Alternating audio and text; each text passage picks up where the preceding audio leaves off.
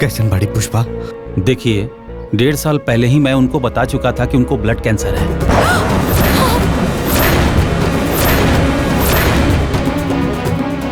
और उनका condition last stage तक पहुंच चुका है।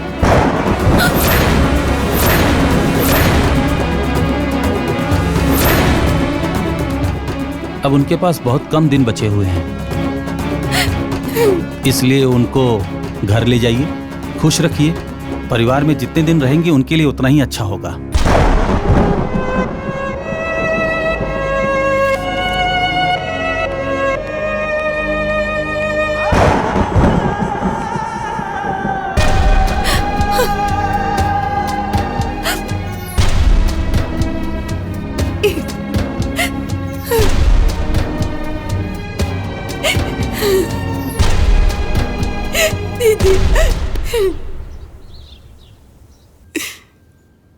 दुल्हन के कैंसर ये हमरा और गुलाब के पता रहे।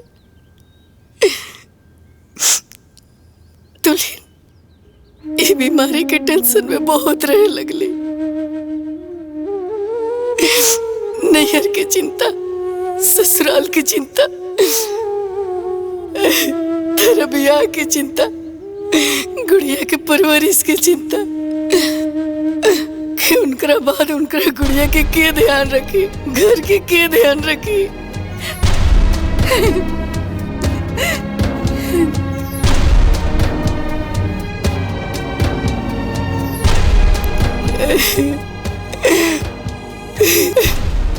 और उनका मन में ही सब चलत रहे, लेकिन हमरे से कह ना पावत रही।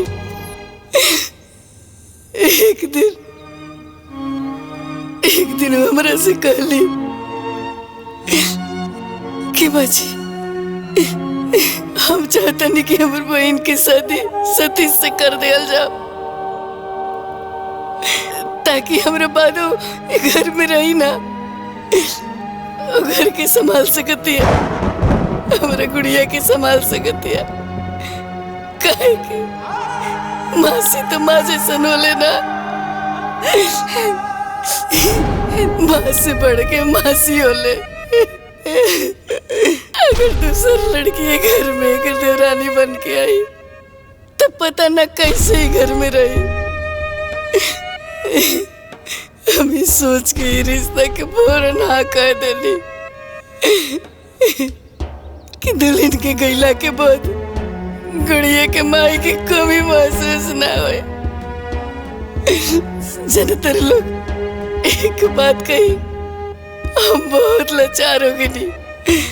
हम वो सास है कि जे अपना पतों में भेद कैलाश कायदे से निकल जाओ। हमरे बड़की के घर के मालकिन बनावे के चाहत रहे, लेकिन हम दुल्हन के बने नहीं। कैसे कि हम चाहत रहे कि हमार दुल्हन चाहे जितना दिन रहे, लेकिन अपन हर खुशी जियस। हमार दुल्हन में मालकिन बने के जिम्मेवारी संभालने के सारा गुण रहल। यही से हम उनका के घर के मालकिन बने नहीं, और वो आज तक घर के बहुत अच्छे से संभाल के रख ली, क्योंकि कोनो चीज की कमी ना हो के दिल।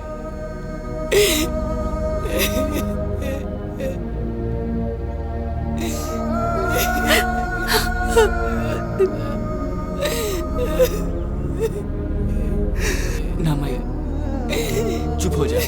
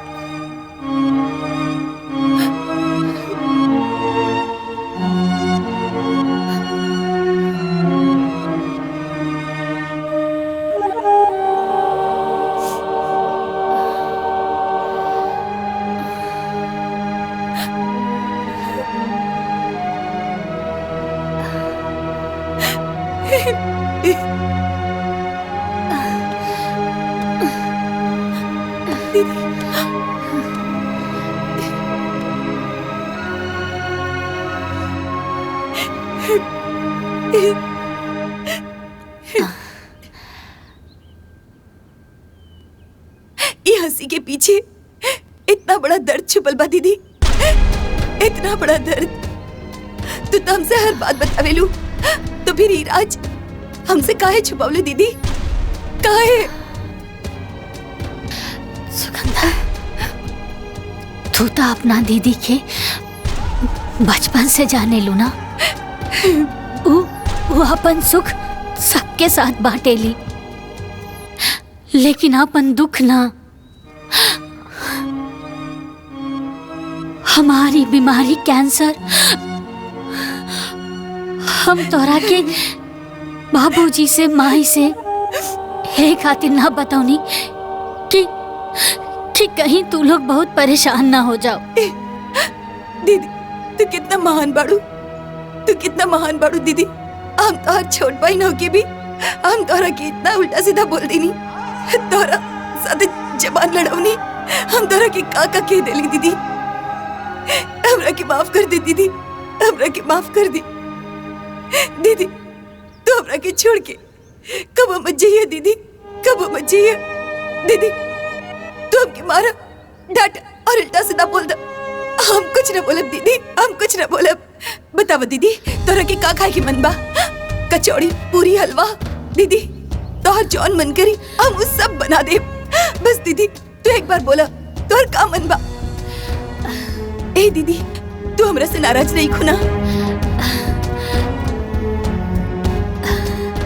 बहन, जब दिल में कोनो नाराजगी ही ना बा तब माफी कैसन?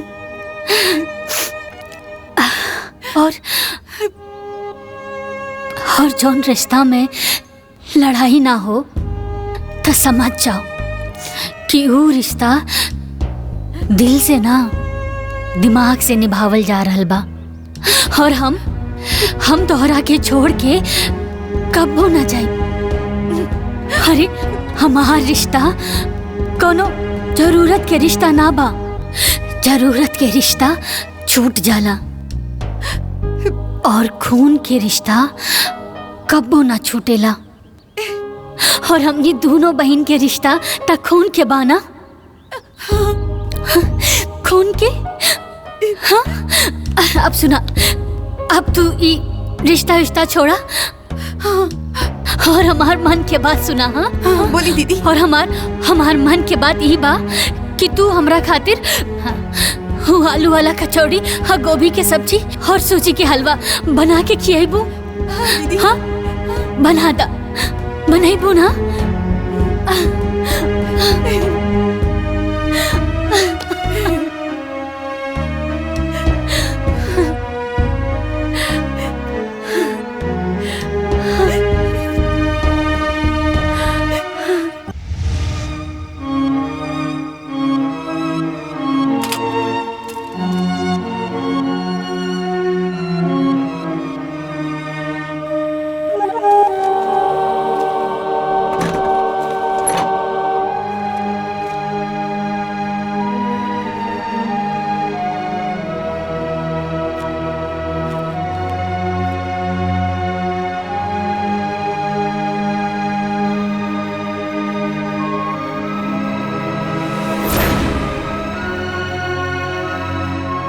दीदी, आज ई तरफ पूरा परिवार के एक साथ काहे बुलावली? हमरा के तो कुछो नहीं के पता।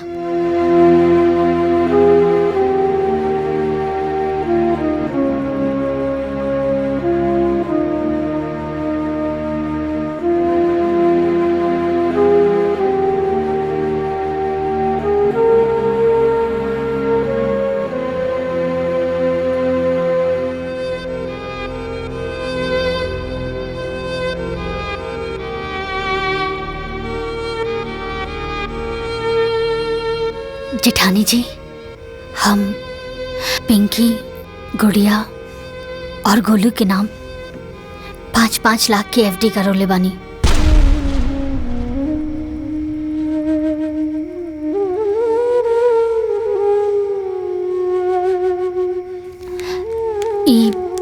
पढ़े के पेपर हा, रवा संभाल के रखी।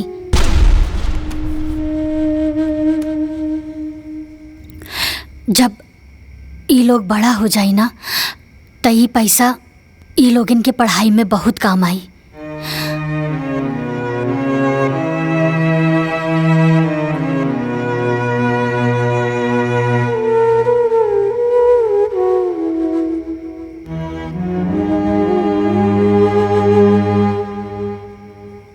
सुगंधा, हम तोहरा से कहले रहनी ना कि समय अइला पर हम तोहरा के पाई पाई के हिसाब दे। ये जौन एफडी के प्रीमियम बा ना, वो हम देवर जी और जेठ जी के खेती के कमाई से ही भर ले बानी।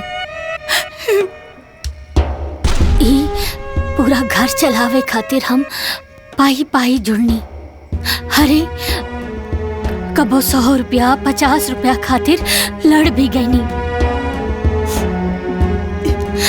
कभी अपना पति से तो कभी तू दोनों लोगन से। तब जाके इतना बड़ा रकम इकट्ठा भई।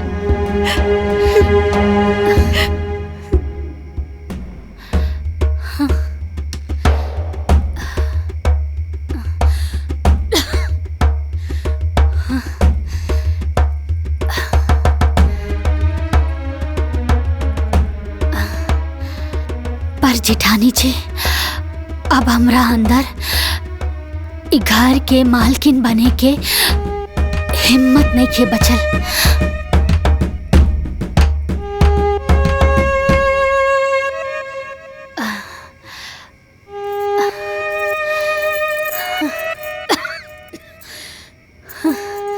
अभी घर के मालकिन की जिम्मेदारी रहुए संभाली जेठानी जी, रहुए संभाली।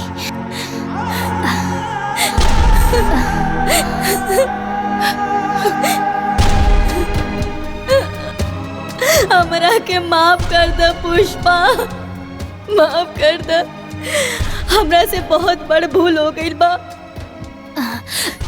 हम तोरा के गलत समझनी। तू दोनों बहिनी के झगड़े में आग हम लगावनी है।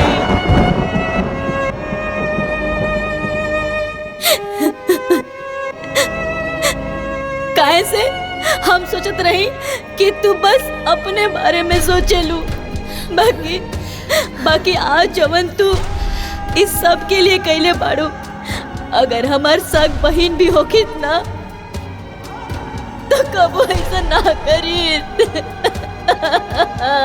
कबो ना करे। अरे जेठानी जी, जेठानी जी संभालिए अपने आप के। वैसे भी बेगुनाह के दिल ना बहुत छोट होला, लेकिन जब केहू से माफी मांग लेला ना तो ऊ बहुत बड़ हो जाला। और राउर आँखी के आंसू ये बता रहल बा कि राउर मन में अब कौनो मैल नहीं खे। रउआ के माफी मांगला के कौनो जरूरत नहीं खे, कौनो जरूरत नहीं खे।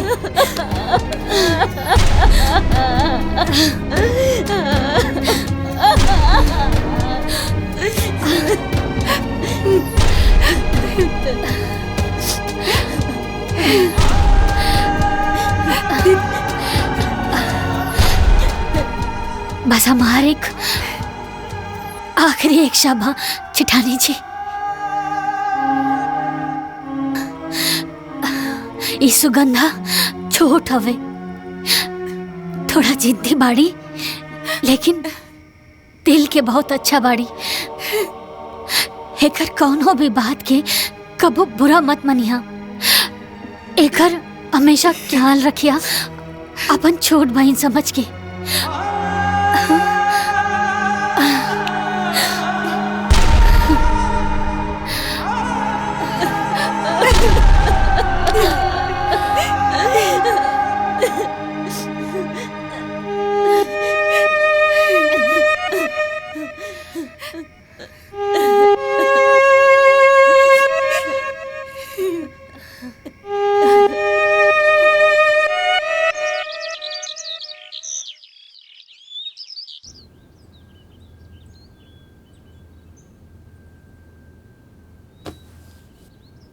दीदी उठी ना दीदी, देखी ना आज तोहरे पसंद के नाश्ता बनावले बानी।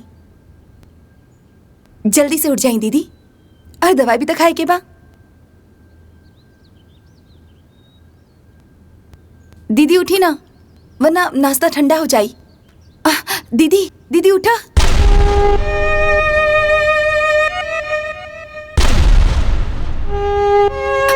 दीदी दीदी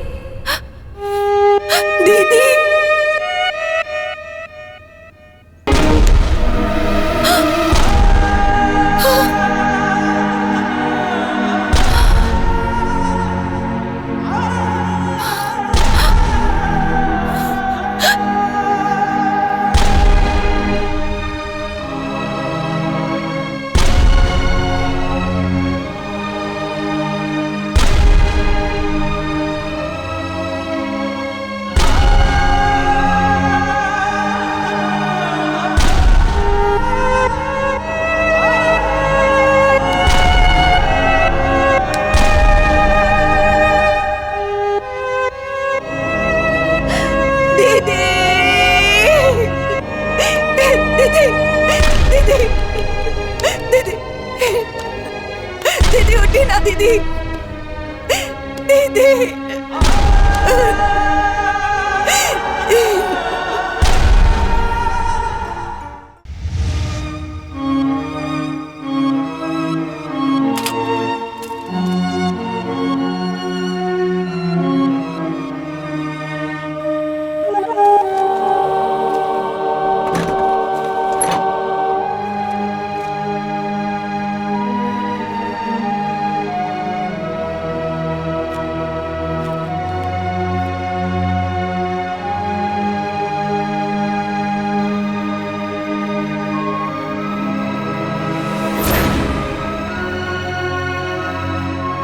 दीदी आज ई तरफ पूरा परिवार के एक साथ काहे बुलवली है?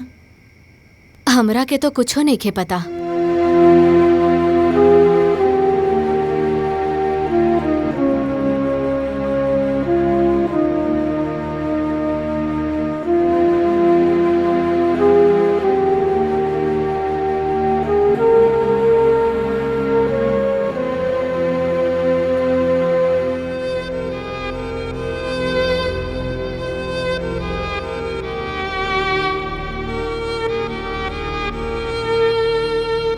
जेठानी जी, हम पिंकी, गुड़िया और गोलू के नाम 5-5 लाख की एफडी करोले बानी।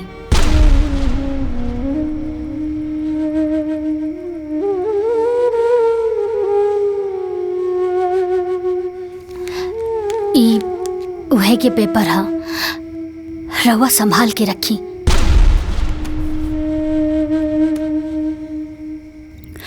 जब ई लोग बड़ा हो जाई ना, त ई पैसा ई लोग इनके पढ़ाई में बहुत काम आई।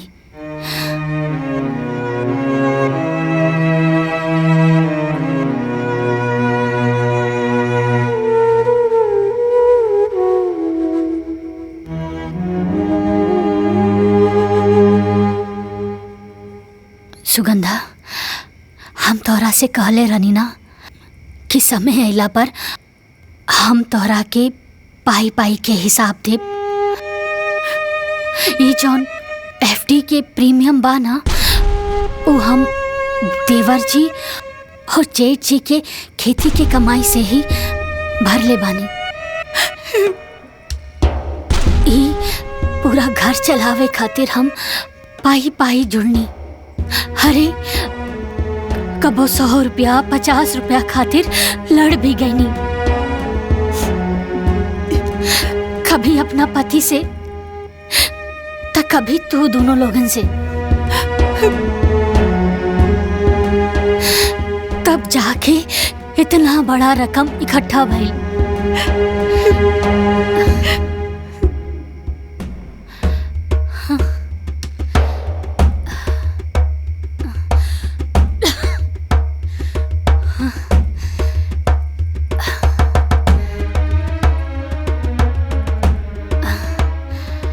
पर जेठानी जी, अब हमरा अंदर इ घर के मालकिन बने के हिम्मत नहीं के बचल।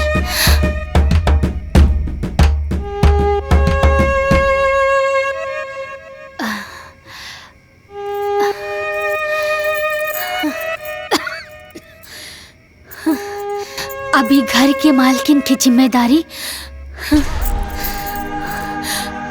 रहुए संभाली जेठानी जी, रहुए संभाली।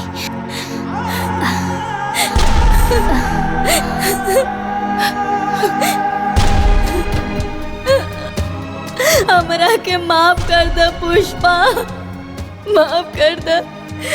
हमरा से बहुत बड़ भूल हो गई बा। हम तोरा के गलत समझनी। तू दोनों बहनी के झगड़े में आग हम लगावनी है।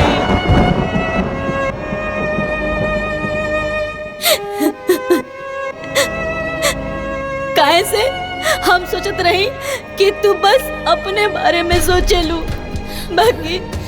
बाकी आज जवन तू इस सब के लिए कैले बाड़ू। अगर हमार सग बहन भी होगी ना तो कबो ऐसा ना करी, कबो ना करे। अरे जेठानी जी संभालिए अपने आप के। वैसे भी बेगुनाह के दिल ना बहुत छोट होला, लेकिन जब केहू से माफी मांग लेला ना तो ऊ बहुत बड़ हो जाला। और राउर आँखी के आंसू ये बता रहल बा कि राउर मन में अब कौनो मैल नहीं खे। रउआ के माफी मांगला के कौनो जरूरत नहीं खे, कौनो जरूरत नहीं खे।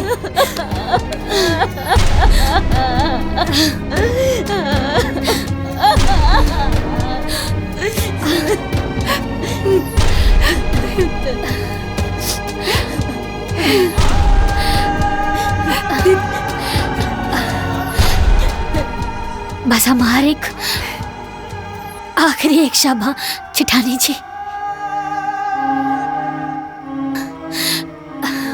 ई सुगंधा छोट हवे, थोड़ा जिद्दी बाड़ी, लेकिन दिल के बहुत अच्छा बाड़ी। एकर कौनो भी बात के कबो बुरा मत मनिया। एकर हमेशा ख्याल रखिया अपन छोट बहन समझ के।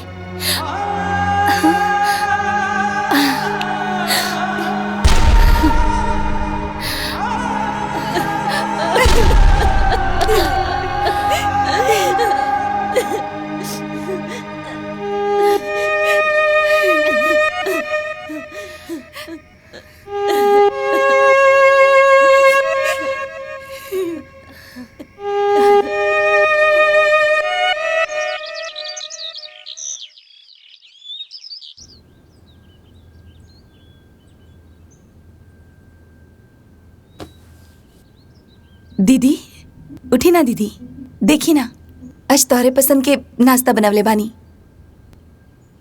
जल्दी से उठ जाई दीदी, और दवाई भी तो खाए के बा।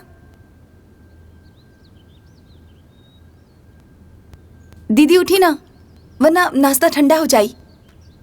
दीदी दीदी उठा।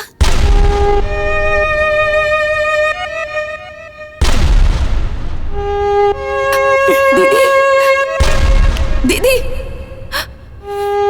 दीदी